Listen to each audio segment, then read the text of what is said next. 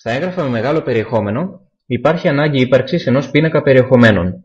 Ο πίνακας περιεχομένων θα βοηθήσει μετά τους αναγνώστες στο να εντοπίζουν το κείμενο που τους ενδιαφέρει μέσα στο έγγραφο. Πολλοί χρησιμοποιούν χειροκίνητους τρόπους και μεθόδους για να δημιουργήσουν πίνακα περιεχομένων. Αυτό είναι πολύ χρονοβόρο και πολλές φορές οδηγεί σε λάθη όσον αφορά τις καταχωρήσεις και τις σελίδες στις οποίες βρίσκονται.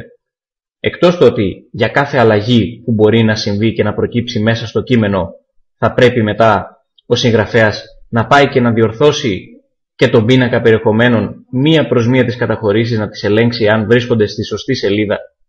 Το Word ευτυχώς μας δίνει τη δυνατότητα να δημιουργήσουμε αυτόματους πίνακες περιεχομένων με απλό, γρήγορο και εύκολο τρόπο.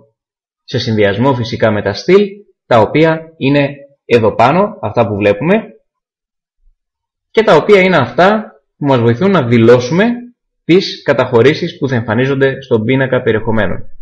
Στο κείμενο που έχουμε μπροστά μας και το οποίο είναι διαθέσιμο για να το κατεβάσετε ώστε να κάνετε την εξάσκησή σας στο βίντεο που βλέπετε, παρατηρούμε ότι έχουμε κάποιες πόλεις και παρατηρούμε ότι έχουμε το Μακεδονία που είναι το κεφάλαιό μας στην ουσία, που έχει μέσα τη Βέρεια, την Άουσα και την Κοζάνη, και την Ήπειρο όπου έχει τα Ιωάννινα, την Ιγουμενίτσα και την Άρτα. Η Ιγουμενίτσα βλέπετε ότι έχει δύο επιπλέον υποκατηγορίες, υποενότητες ας τις πούμε, τα γενικά και το λιμάνι. Άρα έχουμε τρία επίπεδα διάρθρωσης. Πρώτον, τα κεφάλαια που είναι το Μακεδονία και το Ήπειρος. Δεύτερον, τις ενότητες του κάθε κεφαλαίου, Βέρεια, Νάουσα και Κοζάνη, Ιωάννινα, Ιγουμενίτσα και Άρτα, για τη Μακεδονία και την Ήπειρο αντίστοιχα, και έχουμε το γενικά και το λιμάνι που είναι η υποενότητα της ενότητας Ιγουμενίτσα.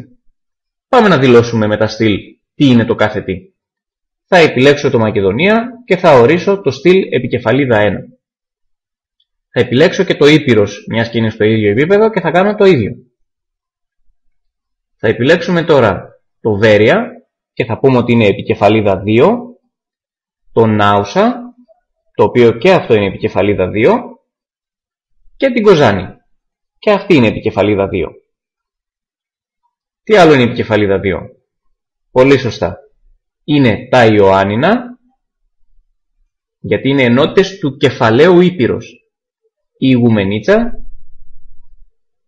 και η Άρτα. Πολύ ωραία. Τι μας έχει μείνει? Οι υποενότητες της ενότητας Ιγουμενίτσα, το γενικά και το λιμάνι, τα οποία θα πάρουν το στυλ επικεφαλίδα 3. Τέλεια. Με αυτόν τον τρόπο δηλώσαμε ποιες θα είναι οι καταχωρήσεις του πίνακα περιεχομένων και σε ποιο επίπεδο, πρώτο, δεύτερο ή τρίτο. Πάμε να βάλουμε τον πίνακα περιεχομένων τώρα. Θα τον τοποθετήσουμε στην αρχή του εγγράφου μας. Θα ανεβούμε λοιπόν τέρμα επάνω. Θα κάνουμε ένα κλικ στο Μακεδονία και πατώντας το Enter μία φορά και το βελάκι προς τα επάνω για να μετακινηθούμε στην κοινή γραμμή που μόλις δημιουργήσαμε. Κάνουμε ένα κλικ στο μενού Αναφορές και μετά πατάμε ένα κλικ στο κουμπί που λέει Πίνακας περιεχομένων. Θα δημιουργήσουμε τον αυτόματο πίνακα 2, είναι ένα στυλ το οποίο το έχει έτοιμο το Word. Θα κάνουμε ένα κλικ και βλέπουμε πόσο απλά και πόσο γρήγορα δημιουργήσαμε έναν πίνακα περιεχομένων. Έχουμε επάνω τον τίτλο, πίνακας περιεχομένων, και τις καταχωρήσεις που κάναμε με τα στυλ. Κοιτάξτε λιγάκι τη διάρθρωση, όπου έχουμε το Μακεδονία και το Ήπειρος που είναι τα κεφάλαια και είναι αριστερότερα από όλες τις καταχωρήσεις. Έχουμε το Βέρεια, Νάουσα, Κοζάνη, Ιωάννινα, Ιγουμενίτσα και Άρτα που είναι δευτέρου επίπεδου καταχώρηση, δηλαδή είναι ενότητες των κεφαλαίων και γι' αυτό βρίσκονται και πιο αριστερά, κάτω και αριστερά από τα κεφάλαια στα οποία υπάγονται. Και έχουμε και το γενικά και το λιμάνι που είναι η υποενότητα της ενότητας Ιγουμενίτσα. Δεξιά παρατηρήστε λιγάκι τις αριθμίσεις σελίδων. Είναι οι αριθμοί σελίδων στις οποίες βρίσκονται οι καταχωρήσεις αυτές. Εδώ υπάρχει ένα λάθος, σε εισαγωγικά το λάθος, γιατί αν προσέξουμε τώρα στο κείμενο μας κάτω, θα δούμε ότι η Ήπειρος και το κείμενο που είναι κάτω από την Ήπειρο είναι στη σελίδα 2. Ενώ στον πίνακα περιεχομένων μας λέει ότι είναι στη σελίδα 1. Αυτό διορθώνεται πολύ εύκολα κάνοντας ένα δεξί κλικ, ενημέρωση πεδίου, ενημέρωση όλου του πίνακα και πατάμε το OK. Και τώρα η αναφορά στον αριθμό σελίδας είναι σωστή. Πάμε να δούμε τώρα τι θα γίνει εάν αλλάξει κάτι μέσα στο κείμενό μας, πώς μπορούμε να το διορθώσουμε. Θα πάμε στη σελίδα 2 και θα αλλάξουμε τη λέξη Ιωάννινα σε Γιάννενα. Είναι κάτι που μπορεί να συμβεί μέσα σε ένα κείμενο. Θα ανεβούμε τώρα επάνω στη σελίδα 1 που είναι ο πίνακας περιεχομένων.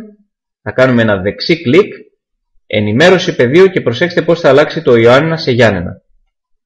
Να το βλέπετε, Γιάννενα. Τι άλλο μπορεί να συμβεί? Θα μπορούσαμε για παράδειγμα να αλλάξουμε την σελίδα στην οποία βρίσκεται ένα κείμενο. Και θα το κάνουμε με την άρτα. Θα κατέβω λοιπόν στο τέλος της σελίδας 2 που βρίσκεται η άρτα. Θα κάνω ένα κλικ μπροστά από τον τίτλο και θα πάω εισαγωγή και αλλαγή σελίδας. Τώρα έφερα την άρτα και το κείμενο που υπάρχει κάτω από τον τίτλο άρτα στη σελίδα 3. Για να ανέβω στον πίνακα περιεχομένων. Εδώ μου λέει ότι είναι στη σελίδα 2. Θα κάνω λοιπόν ένα δεξίκλικο οπουδήποτε μέσα στον πίνακα περιεχομένων. Θα επιλέξω ενημέρωση πεδίου όλου του πίνακα. OK. Και κοιτάξτε πώς έγινε εδώ. Ο αριθμός ενημερώθηκε και έγινε 3. Θα μπορούσα να σας δείξω και επίσης τι θα συμβεί εάν διαγράψω μια καταχώρηση από τον πίνακα περιεχομένων. Για παράδειγμα, θα μαρκάρω το κείμενο άρτα και θα πατήσω το backspace, να το σβήσω. Ας ανέβω τώρα στη σελίδα 1. Με ένα δεξί κλικ, ενημέρωση πεδίου, βλέπετε ότι πλέον η άρτα δεν υπάρχει. Γιατί έσβησα το κείμενο και την καταχώρηση που αντιστοιχούσε στον πίνακα περιεχομένων. Αυτά από εμάς. Αυτός ήταν ο τρόπος για να φτιάξετε εύκολα και γρήγορα ένα πίνακα περιεχομένων. Ελπίζουμε να εξασκηθείτε και να το πετύχετε με την πρώτη. Από την ομάδα του GetCert, γεια σας και ευχαριστούμε πολύ. Περιμένουμε τα σχόλιά σας για το συγκεκριμένο βίντεο.